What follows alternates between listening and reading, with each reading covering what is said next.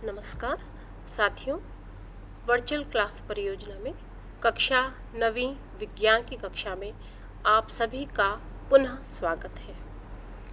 साथियों, परीक्षा के दिन जैसे जैसे नज़दीक आते जा रहे हैं, आप निश्चित रूप से थोड़े से तनाव में भी होंगे, लेकिन हम चाहते हैं कि आप तनाव मुक्त होकर परीक्षा की तैयारी बहुत अच्छे से कर सकें और इसीलिए हम आपको यहाँ से विभिन्न पाठों का प्रसारण कर रहे हैं।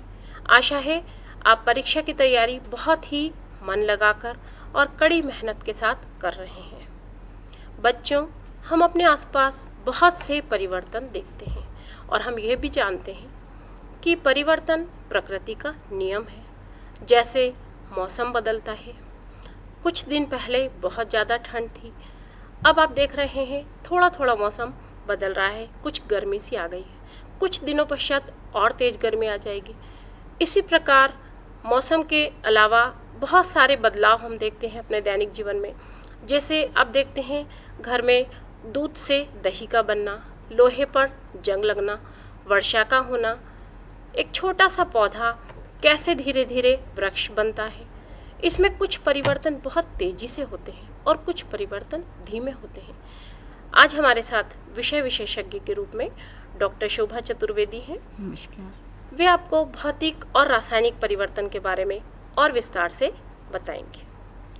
प्यारे बच्चों, जैसे संगीता जी ने अभी बताया कि हम परिवर्तन कई देखते रहते हैं और इन परिवर्तनों से परिचित हैं। आइए कुछ परिवर्तन, कुछ उदाहरणों पे हम नज़र डालते हैं। हम आपके लिए लेकर आए हैं यहाँ पर बहुत सारी चीज़ें। आप देखिए, ये मोमबत्ती जलती हुई दिखाई दे रही है। इसी के पास में एक टॉर्च रखी हुई है। इस टॉर्च को हमने जलाया है। एक बल्ब है, उस बल्ब का प्रकाशित होना देखिए कि यदि हम बल्ब जलाते हैं तो किस तरह से स्विच चालू होता है और बल्ब चमक उठता है। यहाँ एक बीकर है और इस बीकर में हमने कुछ आइस क्यूब्स रखे हुए हैं और आइस क्यूब्स के पिघलने से या बर्फ़ के पिघलने से पानी बन रहा है। प्यारे बच्चों, ये एक छोटा सा बीकर जिसमें थोड़ा सा दही है। देखते ही मुंह में पानी आ गया होगा। ये दही किससे बना है? दूध से बना है। आइए एक छोटा सा और मज़ेदार उदाहरण देखते हैं। ये हमारे हाथ में है चुंबक। इस चुंबक को देखिए, इसने इन सभी सिक्कों को एक के बाद एक अट्रैक्ट या आकर्षित कर लिया है, यानी दूसरा एक सिक्का भी चुंबकीय गुण ले रहा है। यानी ऐसे कई उदाहरण हम अपने आसपास देखते रहते हैं। हमने देखा लोहे की कील को यदि हमने छोड़ दिया तो उसमें जंग लग गई।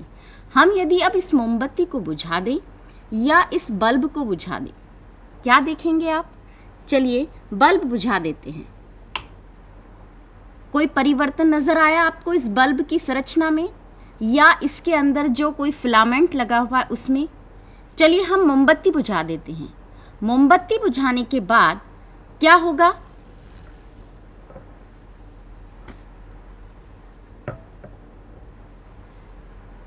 अब आपने ये देखा कि हमने मोमबत्ती बुझा दी, वह पिघलने के बाद यहाँ एकत्रित हो गई। यानी अब इस मोमबत्ती का उपयोग जो पिघली हुई है इसको हम जलाने में नहीं कर सकते। यहाँ हमने दूध से दही बनाया। क्या इस दही से हम दूध फिर से बना सकते हैं बच्चों? नहीं। लेकिन जब इस बर्फ से पानी बन गया और इस पानी को फिर से हम फ्रीज में रख देंगे तो क्या होगा जानते हैं? फिर से बर्फ बन जाएगी। यानी हमने अपने उदाहरणों में बहुत सारे ऐसे परिवर्तन देखे कि वो कुछ परिवर्तन पूर्वावस्था में आ सकते हैं और कुछ परिवर्तन क्या हो सकते हैं?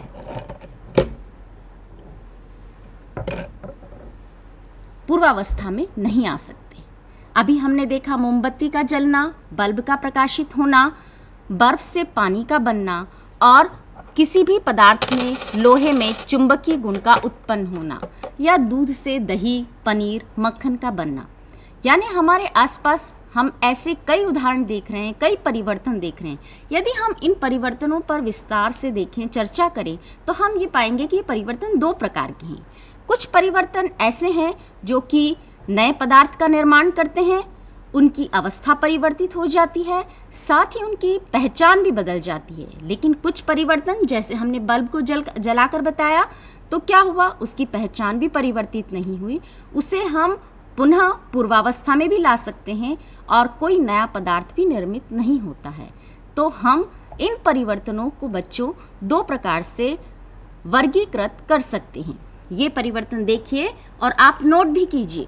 ये परिवर्तन दो प्रकार के होते हैं, भौतिक परिवर्तन और रासायनिक परिवर्तन। अभी हमने कुछ उदाहरण देखे, उसमें भौतिक परिवर्तनों में बर्फ का पिघलना, बल्ब का जलना, पदार्थ का चूर्ण में बदलना। यदि ये हम चूना है या कैल्शियम ऑक्साइड, इसको टुकड़ों के रूप में देखते हैं तो ये इस प्रकार है। इसको यदि हम बारीक चूर्ण कर देते हैं तो वह इस प्रकार दिखाई देगा, लेकिन इसके गुणों में कोई परिवर्तन नहीं हुआ, सिर्फ उसके क्रिस्टलीय कणों का आकार जो है वो परिवर्तित हुआ है, यानी भौतिक अवस्था परिवर्तित हुई है। लोहे में चुंबकत्व उत्पन्न होना, यह भी हमने देखा, और जल में नमक का घुलना, ऐसे कई उदाहरण हम अपने दैनिक जीवन में देखते रहते हैं।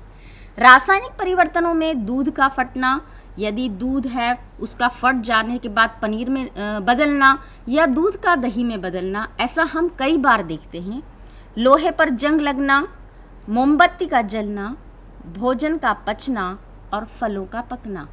तो ऐसे भौतिक और रासायनिक परिवर्तन, अब इसमें क्या अंतर है, क्यों हमने इनको नाम दिया कि ये भौतिक परिवर्तन है और कुछ को हमने रासायनिक परिवर्तन में रखा? शोभा जी, जैसा कि आपने बताया, विभिन्न प्रकार के भौतिक परिवर्तन बच्चों भी आपने देखे और कुछ रासायनिक परिवर्तन भी देखे। भौतिक परिवर्तनों में जो आपने देखा कि यदि हम किसी एक बड़े से टुकड़े को, जैसे आपने चूने का टुकड़ा देखा, और उसे अगर हम महीन चूर्ण के रूप में बदल दें तो क्या होगा, तब केवल उसकी अवस्था परिवर्तित होगी, उसके गुणों में कोई परिवर्तन नहीं होगा। लेकिन जब दूध से दही बनता है तब क्या होता है, एक और परिवर्तन आपने देखा कि बर्फ पिघलकर जल में बदल गई। लेकिन जल को क्या हम फिर बर्फ में बदल सकते हैं? जी हाँ, बिल्कुल। यदि हम उसे फ्रिज में रख दें तो हमें पुनः बर्फ प्राप्त हो जाएगी। ये भी एक अवस्था परिवर्तन हुआ। लेकिन बच्चों, अब हम शोभा जी से ये जानने की कोशिश करेंगे कि क्या रासायनिक परिवर्तन में कुछ नया होता है, कोई ऐसा परिवर्तन होता है या कोई नया पदार्थ बनता है? आइए जानें। बच्चों, अभी हम परीक्षा की दृष्टि से एक उपयोगी प्रश्न देखना चाहेंगे कि भौतिक और रासायनिक परिवर्तन में क्या अंतर है। कई बार आपको परीक्षा में ये प्रश्न पूछा जाता है, तो हम चाहेंगे आप इन पॉइंट्स को नोट कर लीजिए। कुछ हमने करके देखा है, वैसे ही आपको उदाहरण से याद होगा, लेकिन फिर भी भौतिक और रासायनिक परिवर्तन में पॉइंट के हिसाब से आप अंतर नोट कीजिए। सबसे पहला बिंदु है, भौतिक परिवर्तन में पदार्थ की सर्वसमीका परिवर्तित नहीं होती। यह शब्द बच्चों आपके लिए नया है। आइडेंटिटी जिसे कहा जाता है या जिसे कहा जाता पहचान, उस पदार्थ की पहचान परिवर्तित नहीं होती भौतिक परिवर्तन में, जबकि रासायनिक परिवर्तन में पदार्थ की पहचान या सर्वसमीका परिवर्तित होती है।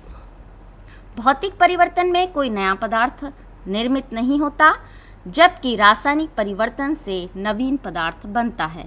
यह भी हम कुछ परिवर्तनों को, कुछ उदाहरणों को देखकर समझ चुके हैं कि नया पदार्थ बन जाता है रासायनिक परिवर्तन में, और यहाँ पर आपको अंतर बता रहे हैं, आप उन्हें नोट करते जाइए। ये देखिए तीसरा पॉइंट और चौथा पॉइंट, जिसमें आपको और स्पष्ट अंतर दिखाई दे रहा है। यदि कारण उपलब्ध हो तो पदार्थ पुनः अपनी मूल अवस्था में आ सकता है। कारण उपलब्ध होने से तात्पर्य है बच्चों, यदि हमने बल्ब का स्विच बंद कर दिया तो वह बंद हो गया, यदि हमने चालू कर दिया तो फिर से बल्ब प्रकाशित हो गया। यानी किसी भी तरह से यदि हम पानी को फ्रिज में रख दें तो फिर से बर्फ बन जाएगा। यानी किसी प्रकार से हम यदि उसे वो परिस्थितियां उपलब्ध करवा दें तो पूर्वावस्था को प्राप्त कर सकता है। लेकिन रासायनिक परिवर्तन में कारण हटाए जाने पर भी पदार्थ मूल अवस्था प्राप्त नहीं कर पाता है। क्या हम दही से दूध पुनः बना सकते हैं? नहीं। यानी दूध से दही का बनना एक रासायनिक परिवर्तन का अच्छा उदाहरण है। एक और अंतर है केवल भौतिक गुणों में ही परिवर्तन होता है, भौतिक परिवर्तन की बात हम कर रहे हैं। लेकिन जब रासायनिक परिवर्तन होता है तो भौतिक और रासायनिक दोनों गुणों में परिवर्तन हो जाता है, यानी रासायनिक दृष्टि से भी उसका जो संगठन है वह परिवर्तन हो जाता है। तो बच्चों, आपने अभी देखा कि भौतिक और रासायनिक परिवर्तन में मुख्य अंतर क्या है, और ये परीक्षा की दृष्टि से भी बहुत उपयोगी प्रश्न है। ये आपको परीक्षा में आ सकता है। आशा है आपने इसे नोट कर लिया होगा। और आपने सबसे महत्वपूर्ण चीज़ ये देखी कि जब भौतिक परिवर्तन होता है तो उसमें पदार्थ की आइडेंटिटी या सर्वसमीका में ज़्यादा अंतर नहीं आता, लेकिन जब रासायनिक परिवर्तन होता है तो उसकी पूरी आइडेंटिटी ही चेंज हो जाती है। साथ ही भौतिक परिवर्तन में कोई नया पदार्थ नहीं बनता, जबकि रासायनिक परिवर्तन में नया पदार्थ बनता है। एक और परिवर्तन आपने देखा कि भौतिक परिवर्तन में कारण उपलब्ध हो तो हम पुनः उसे अपनी पुरानी अवस्था में ला सकते हैं, जबकि रासायनिक परिवर्तन में हम उसे पुनः उसी अवस्था में नहीं ला सकते हैं। आपको इसके आगे और भी रासायनिक अभिक्रियाएं क्या होती हैं, कैसे होती हैं एवं कितने प्रकार की होती है, ये शोभा जी बताएंगे। प्यारे बच्चों, अभी हमने ये बात की कि रासायनिक परिवर्तन हुआ। ये परिवर्तन कैसे संभव हो गया? इस परिवर्तन के दौरान जो रासायनिक अभिक्रियाएं हुई उसमें कुछ पदार्थ आपस में संयोग करके नए पदार्थ का निर्माण करते हैं।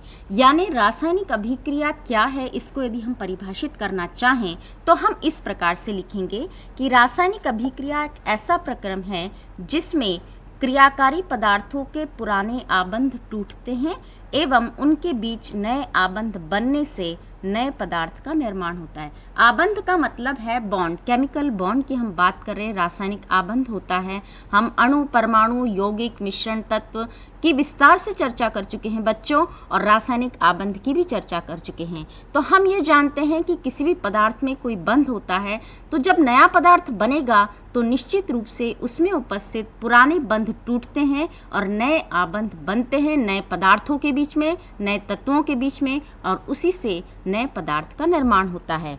जब रासायनिक अभिक्रिया होती है तब परमाणुओं की पुनर्व्यवस्था, यानी परमाणु जो पुनः रीअरेंज होते हैं, नए तरीके से जुड़ते हैं, यानी परमाणु जुड़कर नया अणु बनाते हैं, तो ये व्यवस्था सिर्फ एक ही प्रकार से संपन्न नहीं होती वरन कई प्रकार से संपन्न हो सकती है।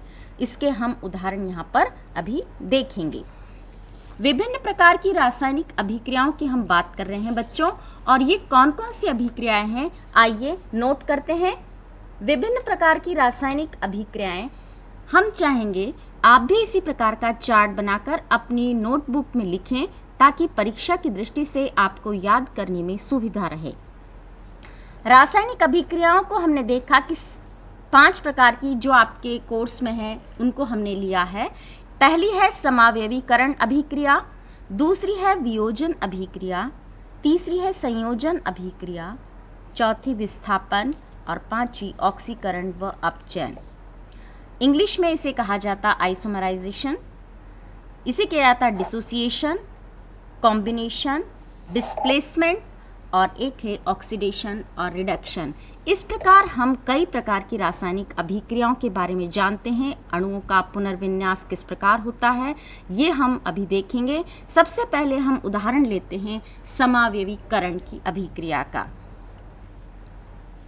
समावयवीकरण में हमने ये देखा कि एक अणु और दूसरा अणु जब वो उसमें परिवर्तित होता है, एक अणु दूसरे अणु में परिवर्तित हो रहा है, तो दोनों अणुओं के अणुसूत्र समान हैं। हम अणुसूत्र, मूलानुपाती सूत्र, इसके बारे में पहले बात कर चुके हैं। अणुसूत्र में अणुओं की में उपस्थित परमाणु की निश्चित संख्या हमें ज्ञात होती है।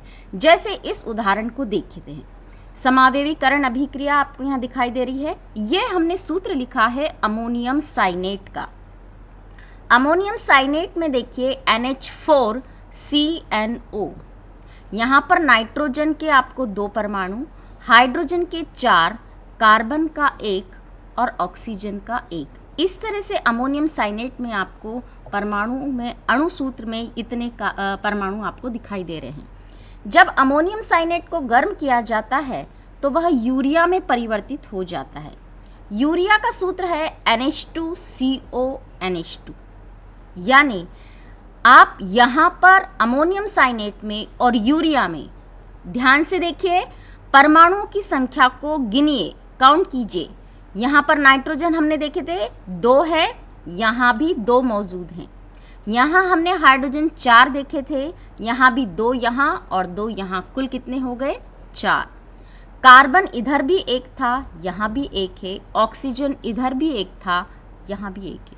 फिर अंतर कहाँ आ गया, कैसे अमोनियम साइनेट यूरिया में परिवर्तित हो गया।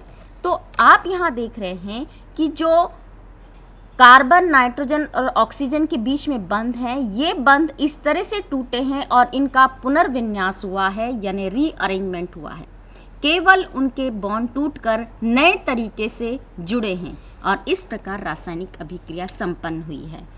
शोभा जी, आपने बहुत ही अच्छे उदाहरण से समावयवीकरण की अभिक्रिया समझाई। समावयवीकरण अर्थात ऐसी अभिक्रिया जिसमें दोनों ही पदार्थों के अणुसूत्र बिल्कुल एक से हैं, कोई उनमें अंतर नहीं है, लेकिन पदार्थ दोनों बिल्कुल अलग अलग, और ये दोनों ही पदार्थ एक दूसरे के समावयवी कहलाते हैं। जैसा आपने देखा, अमोनियम साइनेट NH4CNO और यूरिया NH2CONH2, नाइट्रोजन, कार्बन और ऑक्सीजन बिल्कुल बराबर बराबर है। अणुसूत्र भी एक सा है, केवल आबंध का अंतर है कि आबंधों में इस तरह से पुनर्व्यवस्था हुई है कि एक पदार्थ अमोनियम साइनेट बना और दूसरा पदार्थ यूरिया। आइए कुछ और अभिक्रियाएं हम देखेंगे। एक बात और बच्चों आप नोट कर लें कि इस समावेशीकरण के बारे में सर्वप्रथम जानकारी जर्मन रसायनज्ञ वोलर नामक वैज्ञानिक ने दी थी। वोलर, जिसको आप चाहें तो नोट कर सकते हैं, और ये इस प्रकार की जानकारी से एक रसायन विज्ञान में एक नई क्रांति आई थी। आइए हम जानते हैं कि इन समावेशीकरण की अभिक्रिया के अतिरिक्त दूसरे प्रकार की रासायनिक अभिक्रिया कैसे संपन्न होती है। आइए उदाहरण देखते हैं वियोजन अभिक्रिया का। दूसरा प्रकार है वियोजन अभिक्रिया। वियोजन अभिक्रिया में वियोजित होना यानी टूटना, जिसको हम कहते हैं बड़ा अणु यदि टूटता है तो वह छोटे अणुओं में परिवर्तित हो जाएगा, या 1 से 2 अणुओं का बनना। तो इस अभिक्रिया में अणु छोटे छोटे भागों में टूट जाता है। अब एक उदाहरण है, जैसे हमने कहा कैल्शियम कार्बोनेट। बच्चों, आपने निश्चित रूप से कुछ ऐसे रासायनिक नाम या ऐसे यौगिकों के नाम याद करके रखे होंगे जो दैनिक जीवन में आप उपयोग में लाते हैं। यदि आपसे कोई पूछे कि चूना पत्थर क्या चीज़ है, तो आपको याद होना चाहिए कि चूना पत्थर का तात्पर्य है कैल्शियम कार्बोनेट। इस कैल्शियम कार्बोनेट को यदि गर्म कर लिया जाता है, इसे गर्म कर दिया जाए, तो यह वियोजित हो जाएगा, अपघटित हो जाएगा, और इसके गर्म करने पर जो 2 यौगिक बनते हैं वे हैं कैल्शियम ऑक्साइड और कार्बन डाइऑक्साइड, यानी CaCO3 गर्म करने पर CaO प्लस CO2 में बदल जाता है।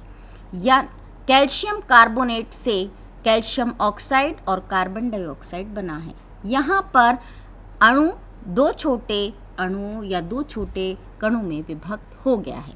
इसी प्रकार से हम यदि जल में विद्युत धारा प्रवाहित करते हैं, जल में प्रवाहित विद्युत धारा करने पर जल का वियोजन हो जाएगा और हाइड्रोजन और ऑक्सीजन 2 अलग अलग भागों में विभक्त हो शोभा जी, जैसा भी आपने वियोजन अभिक्रिया बताई, तो मुझे ऐसा ध्यान आ रहा है कि जब हम खाना खाते हैं, जब भोजन ग्रहण करते हैं, तो हमारा खाना भी छोटे छोटे टुकड़ों में टूटता है और छोटे छोटे कणों में बदलता है, यानी जटिल अणु सरल अणुओं में बदलते हैं। क्या ये बिल्कुल ठीक है? बिल्कुल सही कहा संगीता जी आपने कि जब हम भोजन ग्रहण करते हैं तो भोजन के रूप में हम क्या लेते हैं बच्चों? हम भोजन के रूप में कार्बोहाइड्रेट्स, स्टार्च, प्रोटीन्स, ये सब चीज़ें अपने भोजन के दौरान ग्रहण करते हैं।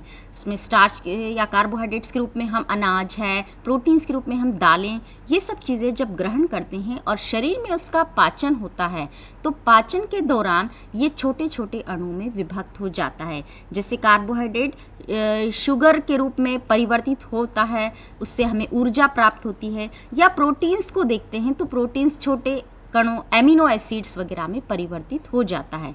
यानी इस प्रकार भोजन का पचना भी वियोजन अभिक्रिया का एक अच्छा उदाहरण है। आप इसी प्रकार से और किताबें अपने शिक्षकों के माध्यम से और वियोजन अभिक्रियाओं के उदाहरण एकत्रित कीजिए और वियोजन अभिक्रिया क्या होती है, बड़े अणु से छोटे अणु किस प्रकार बनते हैं, ये समझने का और प्रयास करेंगे तो आप इसे और अच्छे से समझ जाएंगे। तो हमने वियोजन अभिक्रिया की बात की, चलिए अब हम बात करते हैं संयोजन अभिक्रिया की। ये देखिए, संयोजन अभिक्रिया वह अभिक्रिया जिसमें दो या अधिक पदार्थ संयोग करके नए पदार्थ का निर्माण करते हैं, संयोजन अभिक्रिया कहलाती है। अभी हमने देखा था कि एक अणु टूट रहा है, एक यौगिक टूट रहा है और दो अणु का निर्माण कर रहा है। अब हम बच्चों यहाँ देख रहे हैं कि यहाँ पर दो अलग अलग अणु मौजूद हैं और उनके संयोग करने से दूसरा एक नया अणु निर्मित हो रहा है। उदाहरण देख लीजिए, जैसे मैग्नीशियम है, मैग्नीशियम ऑक्सीजन से अभिक्रिया जब करता है तो मैग्नीशियम ऑक्साइड बनाता है, Mg + O2 = 2 MgO। इसी प्रकार कार्बन ऑक्सीजन से जब अभिक्रिया करेगा तो क्या उत्पन्न होगा, कार्बन डाइऑक्साइड गैस बनेगी। जब हाइड्रोजन ऑक्सीजन से संयोग करता है तो क्या बन जाता है बच्चों, ये सभी जानते हैं, जल का निर्माण होता है। इन सभी अभिक्रियाओं के उदाहरण में हम क्या देख रहे हैं कि दो या अधिक पदार्थ आपस में संयोग कर रहे हैं और नए पदार्थ का निर्माण कर रहे हैं। तो बच्चों, आपने अभी देखा कि किस प्रकार दो छोटे अणु मिलकर एक बड़ा अणु बनाते हैं या दो पदार्थ मिलकर एक नए पदार्थ का निर्माण करते हैं, जिसे हम संयोजन अभिक्रिया कहते हैं, क्योंकि यहाँ दो पदार्थों के संयोग से एक नया पदार्थ बन रहा है।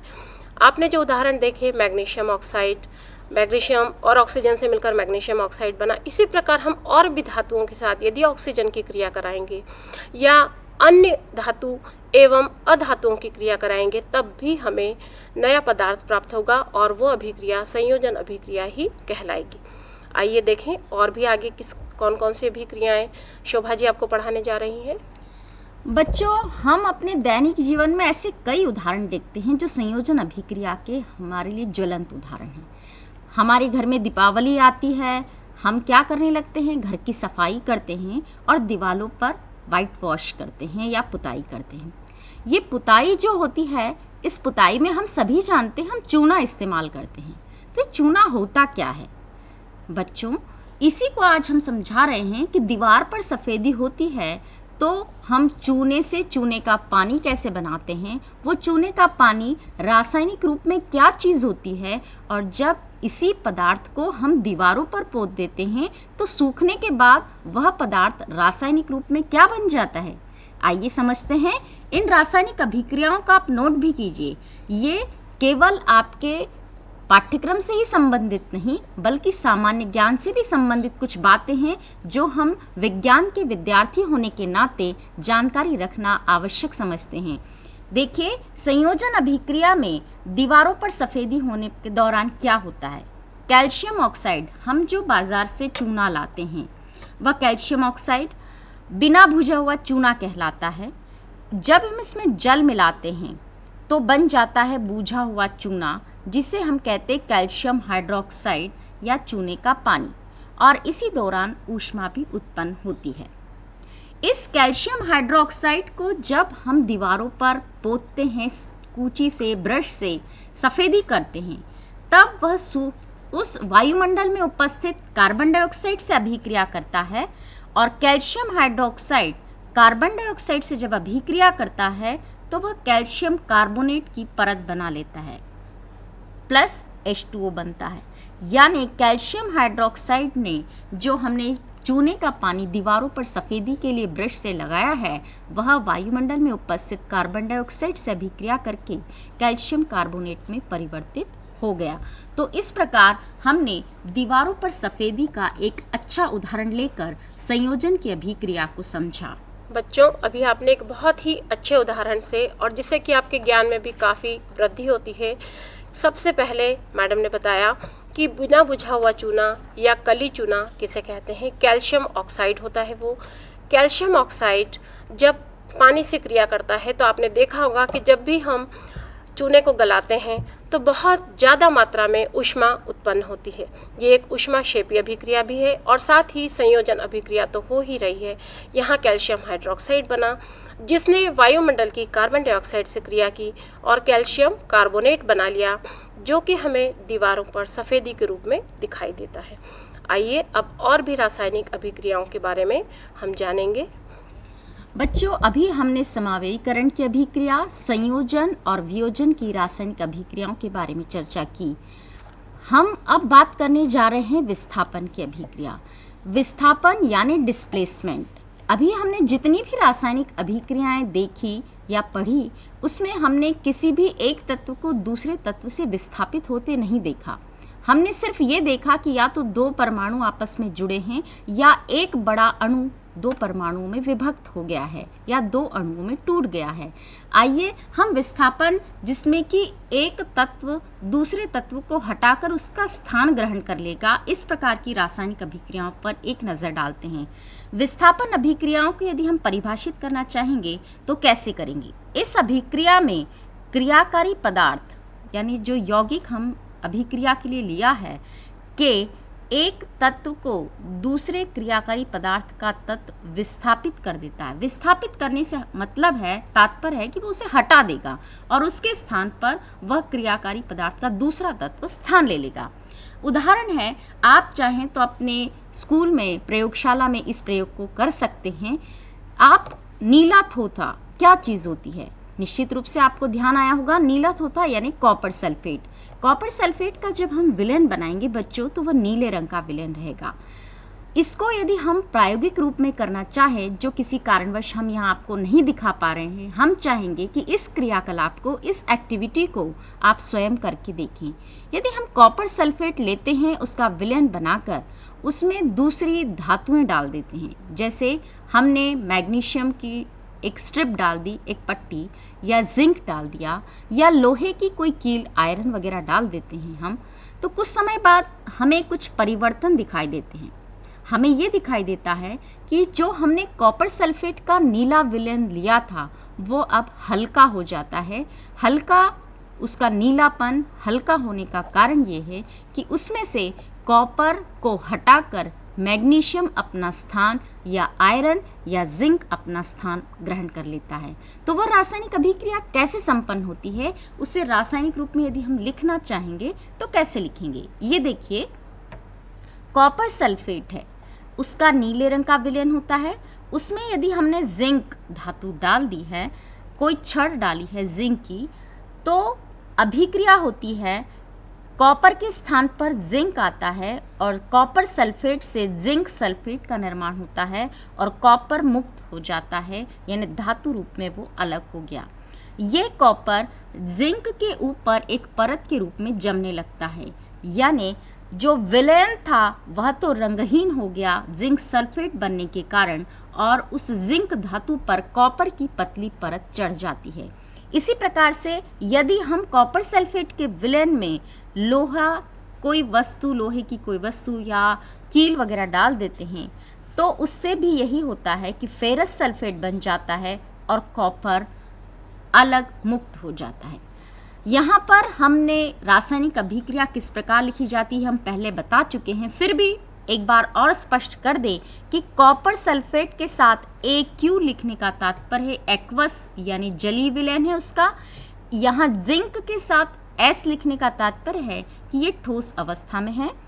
जिंक सल्फेट विलयन एक्वस में आ जाता है और कॉपर हम S यानी ठोस अवस्था प्रदर्शित कर रहे हैं। तो जो ब्रैकेट में लिखा हुआ है वो उसकी अवस्था को प्रदर्शित करता है। इस प्रकार हमने विस्थापन अभिक्रिया का उदाहरण देखा। बच्चों, आपने अभी विस्थापन अभिक्रिया में देखा कि एक तत्व दूसरे तत्व को विस्थापित कर देता है, यानी वो स्वयं उस तत्व की जगह आ जाता है। बचपन में आपने खो खो जरूर खेली होगी और आप याद कीजिए कि जब वो खेल होता है तो एक बच्चे को उस स्थान से हटाया जाता है और दूसरा बच्चा वहाँ पर आ जाता है। ठीक इसी प्रकार यहाँ एक तत्व दूसरे तत्व को विस्थापित कर रहा है। ये तो थी विस्थापन अभिक्रिया। विस्थापन अभिक्रिया में ही कुछ और भी बातें हैं जो कि शोभा जी अभी आपको बताने जा रही हैं। बच्चों, हमने बहुत सारी रासायनिक अभिक्रियाओं की चर्चा की। विस्थापन अभिक्रिया को और थोड़ा विस्तार में, क्योंकि परीक्षा की दृष्टि से ये महत्वपूर्ण है, उपयोगी है। एक चीज़ और उदाहरण जो रासायनिक अभिक्रिया हम दे चुके हैं, कॉपर सल्फेट में यदि मैग्नीशियम डाल दिया जाए तो मैग्नीशियम सल्फेट बनेगा और कॉपर बनेगा। यहाँ हम ये देख रहे हैं कि केवल एक ही तत्व का विस्थापन हो रहा है, यानी एक ही तत्व दूसरे तत्व का स्थान ग्रहण कर रहा है। लेकिन यदि दोनों तत्व आपस में परिवर्तित होते हैं तो दोनों हिस्से पॉजिटिव और नेगेटिव, तब उसे हम कहते हैं डबल डिस्प्लेसमेंट। इसका एक उदाहरण यहाँ हम देख रहे हैं। सिल्वर नाइट्रेट का यदि विलेन लिया जाए और उसकी अभिक्रिया सोडियम क्लोराइड से की जाए, तो अब आप यहाँ देखिए Ag के साथ Cl और NO3 के साथ Na, यानी दोनों आपस में परिवर्तित हुए, बन गया अभिक्रिया के दौरान AgCl और NaNO3। AgCl सफ़ेद अवक्षेप के रूप में ठोस अवस्था में हमें प्राप्त होगा, बाकी ये सब जलीय विलयन के रूप में उपस्थित रहेंगे। इस प्रकार हमने भौतिक और रासायनिक परिवर्तनों के विभिन्न उदाहरणों से उन दोनों में अंतर जानने का प्रयास किया और रासायनिक अभिक्रियाएं किस प्रकार संपन्न होती हैं, कौन कौन सी होती हैं, विस्थापन कैसे होता है, संयोजन कैसे होता है, वियोजन क्या होता है और समावयवीकरण की अभिक्रिया को समझा। आगे की कक्षा में हम और इसे निरंतर रखेंगे। बच्चों, आज आपने बहुत ही अच्छे से भौतिक और रासायनिक परिवर्तन को जाना और विभिन्न प्रकार के भौतिक और रासायनिक परिवर्तन में अंतर को भी समझा। रासायनिक अभिक्रियाओं में मुख्य रूप से आपने विस्थापन अभिक्रिया, संयोजन, वियोजन, समावयवीकरण एवं दो तरह से विस्थापन होता है। एक बार जब केवल एक ही तत्व विस्थापित होता है और एक ऐसी अभिक्रिया भी देखी जिसमें दोनों ही तत्व विस्थापित होते हैं। एक और थोड़ा सा मैं बताना चाहूँगी, मोमबत्ती का जलना आपने देखा। मोमबत्ती जब जलती है तो मोम पिघलता है, यहाँ ये भौतिक परिवर्तन हुआ, लेकिन उसके साथ ही उसमें रासायनिक अभिक्रिया भी हो रही है, यानी जलने से ऑक्सीजन क्रिया कर रही है, कार्बन डाइऑक्साइड गैस बन रही है, यानी एक साथ मोमबत्ती के जलने में हम एक साथ दो परिवर्तन देख रहे हैं, भौतिक परिवर्तन भी और रासायनिक परिवर्तन भी। भौतिक परिवर्तन में आप देख रहे हैं मोमबत्ती में मोमबत्ती पिघल कर यहाँ फिर से जम गई है और आप स्पष्ट रूप से देखेंगे कि यहाँ ये जो ठोस पदार्थ आपको दिखाई दे रहा है वो भी मोम है और जो मोमबत्ती में मोम लगा है वो भी, यानी दोनों ही की अवस्था एक है। दोनों में ही यहाँ जो परिवर्तन हुआ है, पिघलने से के पश्चात जब वो जम जाता है तो फिर से मोम बन जाता है, लेकिन जो पदार्थ उड़ गया है, यानी जो गैस जा चुकी है, वो लौट कर वापस नहीं आएगी। जो कार्बन डाइऑक्साइड है वो रासायनिक परिवर्तन हुआ। इस प्रकार आपने एक साथ दो परिवर्तन मोमबत्ती के जलने में देखे। दूध का दही बनना, ये पूरी तरह रासायनिक परिवर्तन है। भोजन का वियोजन, इसी प्रकार आपने विभिन्न प्रकार की वियोजन अभिक्रियाएं देखी। चूने में जब पानी मिलाया जाता है तो संयोजन अभिक्रिया होती है और कैसे कैल्शियम हाइड्रोक्साइड बनता है। कैल्शियम हाइड्रोक्साइड फिर संयोजन करता है कार्बन डाइऑक्साइड से और कैल्शियम कार्बोनेट बनता है। इस प्रकार विभिन्न अभिक्रियाओं के माध्यम से आपने जाना कि कैसे भौतिक और रासायनिक परिवर्तन होंगे। अगली कक्षाओं में भी आप और भी विभिन्न प्रकार की रासायनिक अभिक्रियाएं जैसे ऑक्सीकरण एवं अपचयन, मंद एवं तीव्र अभिक्रिया एवं कैसे रासायनिक संयोग के नियम, कौन कौन से ऐसे नियम हैं जिनसे विभिन्न प्रकार के तत्व और यौगिक आपस में क्रिया करते हैं, इन सब के बारे में हम अगली कक्षा में विस्तार से पढ़ेंगे। आशा है आज का पाठ आपको समझ में आ गया होगा और आप इसे पढ़ कर आएंगे। नमस्कार।